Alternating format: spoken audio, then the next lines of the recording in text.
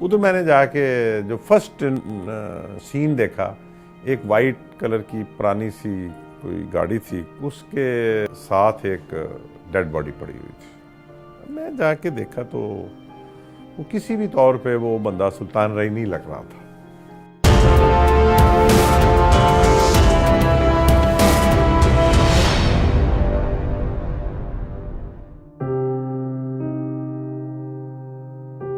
DPO Sialkot मेरी तैनाती हुई, वो भी बड़ा क्राइम इन्फेस्टेड एरिया था। वो काफ़ी काम उधर जाते ही मुझे करना पड़ा, काफ़ी मेहनत करनी पड़ी। तो बड़ा हम तेज़ी से कभी कर रहे थे तो एक दिन एक इंसिडेंट बड़ा अजीबोगरीब हो गया। उधर एक जेल में सेशन जज साहब विज़िट पे गए थे, उन्होंने सेशन जज पे जेल के कैदियों ने हमला कर दिया। जो सेशन जज साहब के साथ दो पुलिस के गार्ड्स थे, वो दोनों ज़ख्मी कर दिए उन्होंने। I immediately rush to the jail. वहाँ पे पहुँचे तो वहाँ पे काफ़ी हालात ख़राब थे।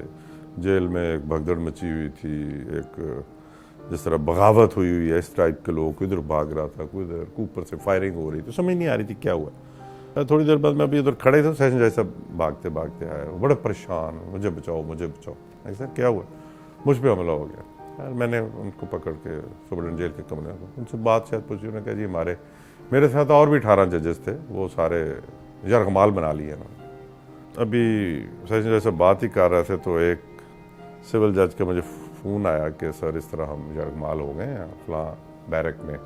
डिमांड्स उनकी ये थी कि हमें एक बस दी जाए, हमें 10 क्लाशनकोफ़ें दी जाए और हम सारे जो हमारे साथ यरगमाली हैं इनको साथ लेके जाएंगे। शाम तक हमें होम सेक्रेटरी का फ़ोन आया कि नहीं, आपको ऑपरेट करना पड़ेगा। It was a very very risky operation. वो जब हमने अलीट के जवान जो थे, उन्होंने अपना बड़ा अच्छा नक्शा वगैरह बना के जब उस पर अंदर वो दाखिल होने लगे ना, तो उन्होंने पिन पॉइंट पे ना सिविल जजेस रखे हुए थे, वो जो अंदर क्रिमिनल्स थे, वो दे immediately fired on temporal heads पे उनके फायर कर दिए। उन्होंने 3-4 जजेस को मार दिया। खैर पुलिस जो लीड थी अंदर दाखिल हुई, they killed all the criminals बाहर, और बाकी बंदे सारे यरगमाल। उन्होंने साथ को 44 इनमेट्स ऑफ द जेल जो थे उनको भी यरगमाल बनाया हुआ था। उस वक्त तो खैर वो सारे बड़े खुश हुए। सेशन जज भी बड़ा बस वेरी प्लीज कि बड़ा अच्छा आपने ऑपरेशन किया। लेकिन बाद में हुआ ये कि वो सारा मलबा पुलिस पे डाल दिया गया कि जी पुलिस ने शायद जजेस को मार दिया।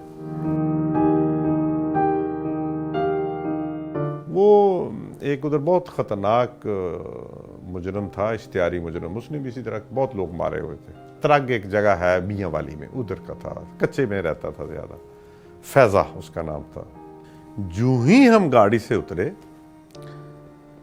अब उतर के हम देखने लगे हैं तो एक ब्रस्ट आया। थैंक गॉड कोई आगे दरख्त थे, वो अल्लाह ने हमें उधर बचा लिया, वरना we would all have been slain there.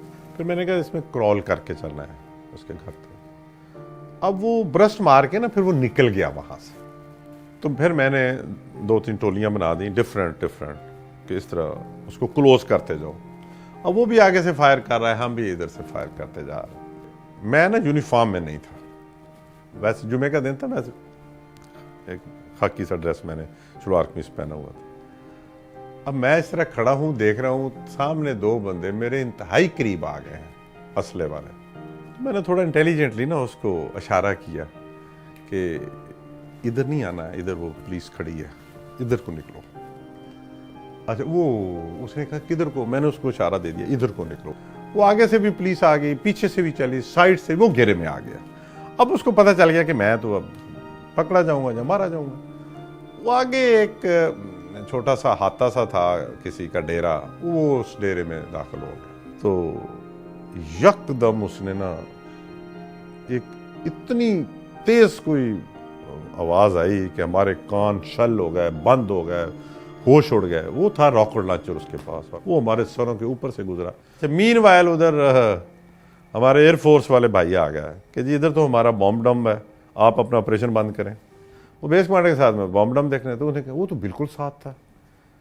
मैं बड़ा परेशान। अब मैं जब बॉम्ब डम के से वो 4 दीवारी सी बनी हुई थी, वो मैं उधर देख दूं कि अब मैं उस 4 दीवारी से थोड़ा सा सर ऊपर किया इसने पूरा ब्रस्ट निकाल दिया।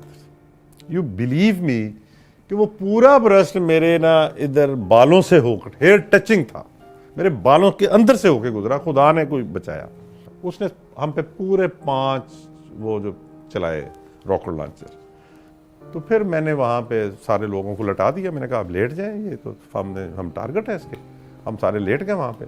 फिर एक इंस्पेक्टर और 2 पुलिस वाले कांस्टेबल्स, उनको मैंने कहा आप रेंग के जाएं नीचे से। वो थोड़ा बाथरूम ऊपर था, हम काफ़ी नीचे थे। अब वो पुलिस वाला हेड कांस्टेबल था, वो गया यकदम, उसने यकदम ऊपर से देखा। तो फिर ऊपर से उसने ना उसके सर पे, वो अंदर लेट के फायर कर रहा था हम पे, उसने ऊपर से फायर किया।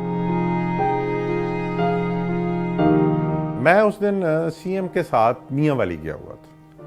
मियाँ वाली में 2-1 बजे दोपहर को 1-1:30-2 बजे मुझे एक मैसेज आया कि जी इस तरह टेररिस्ट कुछ जा रहे थे तो पुलिस का इनकाउंटर हुआ तो उनको मतलब मार दिया गया है। ये जो रूटीन की एक वो मैंने पढ़ के आई टोल्ड दी सीएम के सर एक इस तरह इंसिडेंट हुआ है कि 4 टेररिस्ट मारे गए।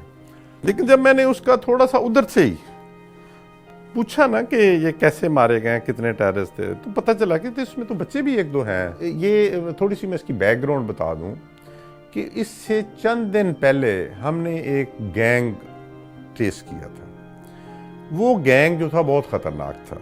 वो दहशतगर्दी पंजाब में बहुत बड़े पैमाने पे करने के लिए आए थे। तो वो साहिवाल में से मतलब ना वो फैसलाबाद जा रहे थे। वो फैसलाबाद में उनके साथ इनकाउंटर हुआ तो वो मारे गए।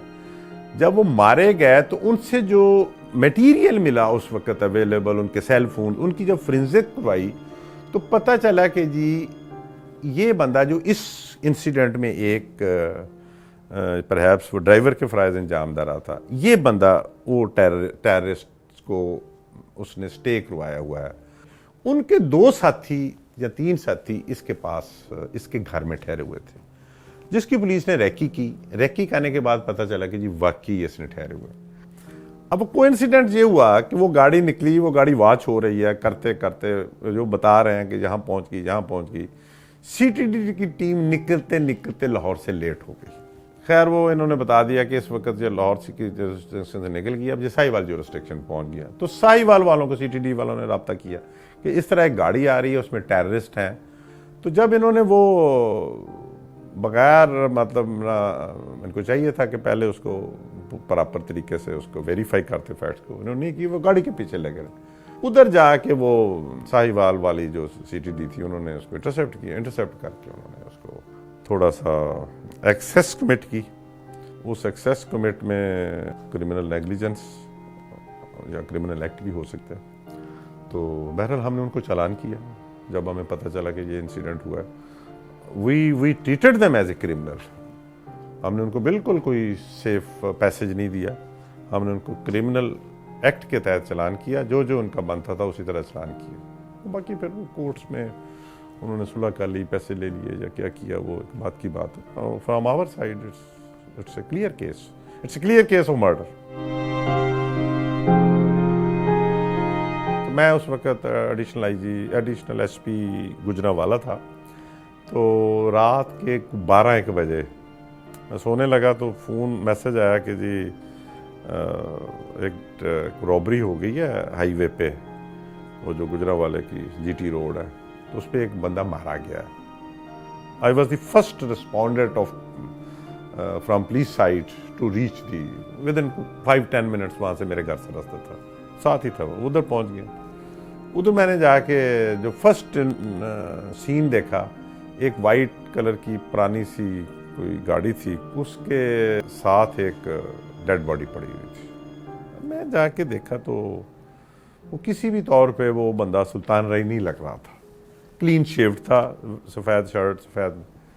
तो उधर मीनवाइल ये खबर फैल गई पुलिस के कि जी वो सुल्तान रई है जो मर गया। मैंने कहा ये तो सुल्तान रई नहीं लगता।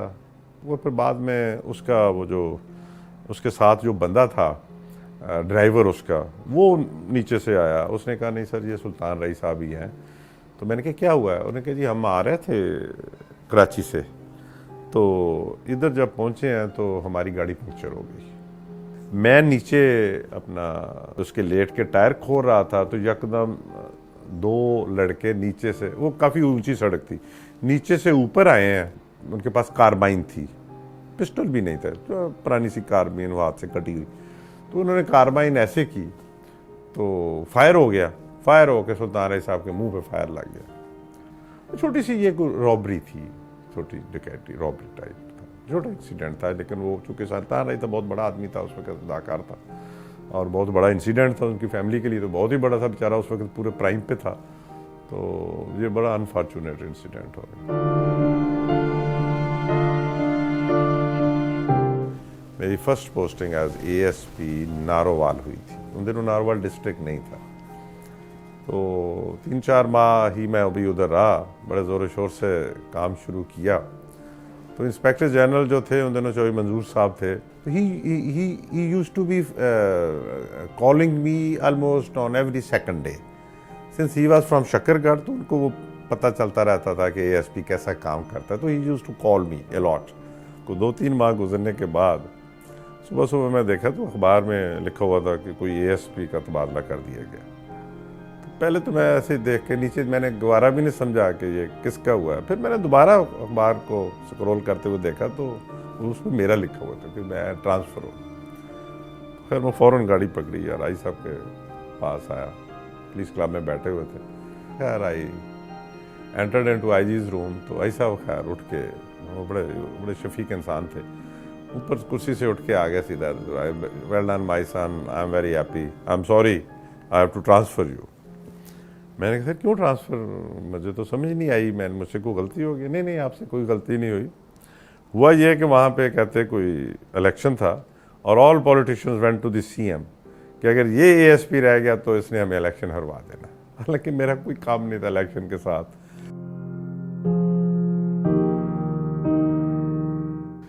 मैं एक दिन रस्से पे चढ़ रहा था, तो मुझसे रस्से पे चढ़ा नहीं जा रहा था। तो वो जो वो उस्ताद था ना, वो आया, मुझे आ कहता कि सर आपसे नहीं ये रस्सा चढ़ा जाना। तो मैं कहा उस्ताद ये तो फिर मैं फेल हो जाऊंगा पेपर में। कहता सर नहीं, इसका तरीका ये है कि आप अपने पूरे वज़न में आए, आप अपना वज़न बताएं आपका कितना होना चाहिए। मैं कहा मेरा वज़न तो होना चाहिए 80 किलो या 78 किलो। उनके सर फिर जिस दिन आप 78 किलो हो जाएंगे उस दिन आप 24 फुट रस्सा उसी दिन चढ़ जाएंगे। मैंने कहा उस्ताद ये तो फिर मेरा तो 20 किलो ज़्यादा है। उसने कहा 20 किलो कम करेंगे। मैं कहा वो कैसे? उसने कहा जी आपको एक तो डाइट कम करें, दूसरा एक्सरसाइज डबल कर दें। परेड के बाद वो हॉर्स राइडिंग करने के बाद फिर आके एक मेरा और रूममेट था, फिर हम शाम को 5 से 10 किलोमीटर भागते थे। वो फिर उससे फिर वो मतलब 2-3 माह में ही हमने वो अपना टारगेट अचीव कर लिया। फिर हम चढ़ना शुरू हो गया था, फिटनेस वो ठीक हो गई।